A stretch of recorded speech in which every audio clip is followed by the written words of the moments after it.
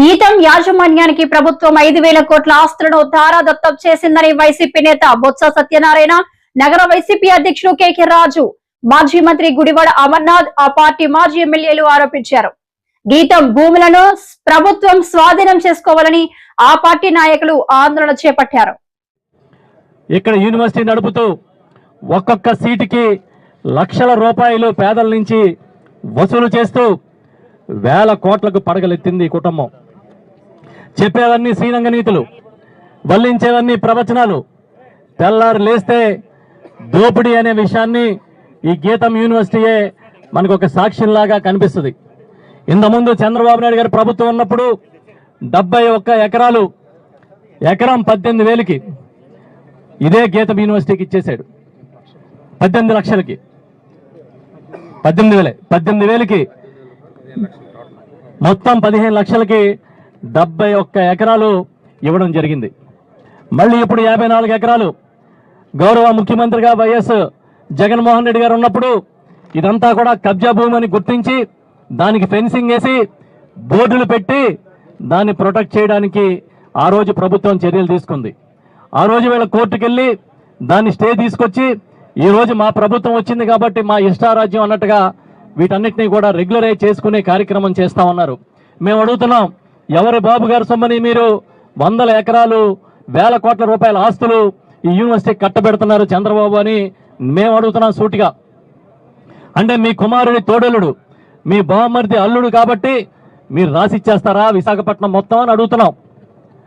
ఒక పక్క 99 పైసలకు ఎకరం చొప్పున కార్పొరేట్ కంపెనీలు కట్టబెడుతూ, మరో పక్క ఆక్రమణలో ఉన్న భూమిని రెగ్యులరైజ్ చేస్తూ ఈ దేశానికి, ఈ రాష్ట్రానికి ఎలాంటి సందేశం మీరు ఇవ్వాలనుకుంటున్నారని అడుగుతున్నాం.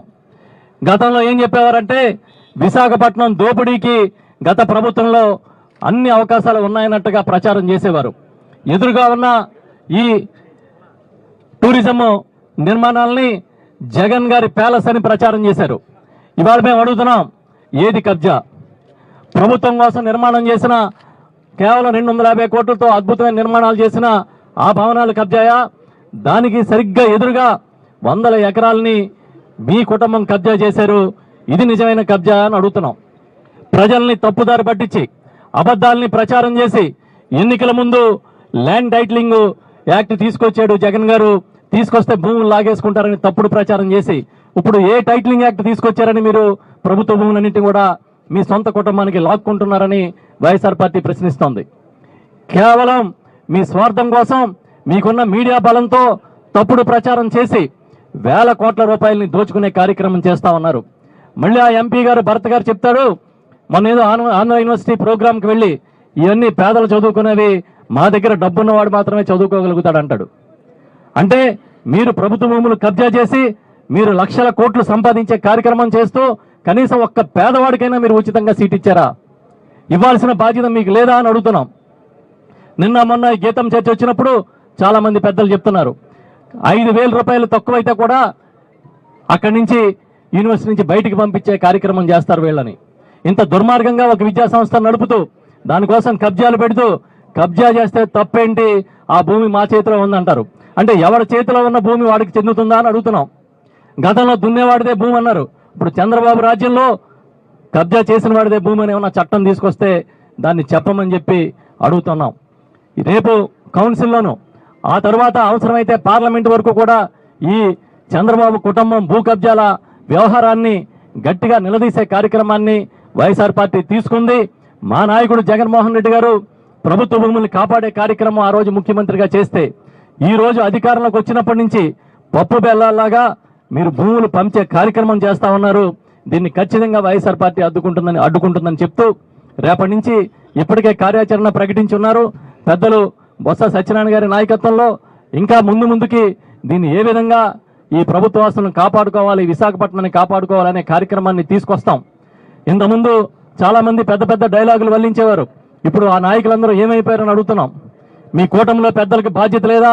ఇంత పెద్ద భూ కబ్జా, సుమారు 5,000 కోట్ల రూపాయల భూమి రేపు రాసిచ్చుకునే కార్యక్రమం చేస్తుంటే ఒక కుటుంబానికి మీకు బాధ్యత లేదా అని ప్రశ్నిస్తూ వైఎస్ఆర్ పార్టీ శ్రేణులు ఖచ్చితంగా ఈ భూమిని కాపాడే వరకు వెన్నంటి ఉంటాం. ఈ ప్రభుత్వ ఆస్తుల పరిరక్షణకి మేమందరం కూడా గట్టిగా నిలబడతామని చెప్పి తెలియజేస్తూ సెలవు తీసుకుంటున్నాం.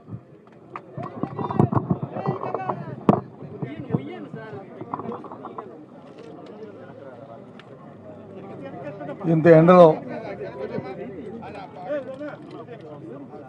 మనందరం కూడా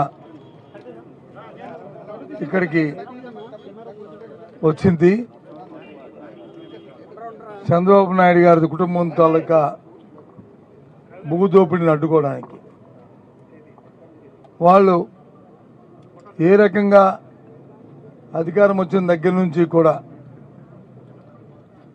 ఈ విశాఖపట్నంలో ఉన్న భూముల్ని వందలు కాదు వేల కోట్ల రూపాయల భూముల్ని దోచుకోవడానికి ప్రయత్నం చేస్తున్న ఈ నేపథ్యంలో ఇది జరగకూడదు అని ఓ ప్రధాన ప్రతిపక్ష పార్టీగా మా వంతు బాధ్యతగా ఈ విశాఖపట్నంలో ఉన్న భూముల్ని రక్షించుకోవడానికి మేమందరం ఇక్కడికి వచ్చాం.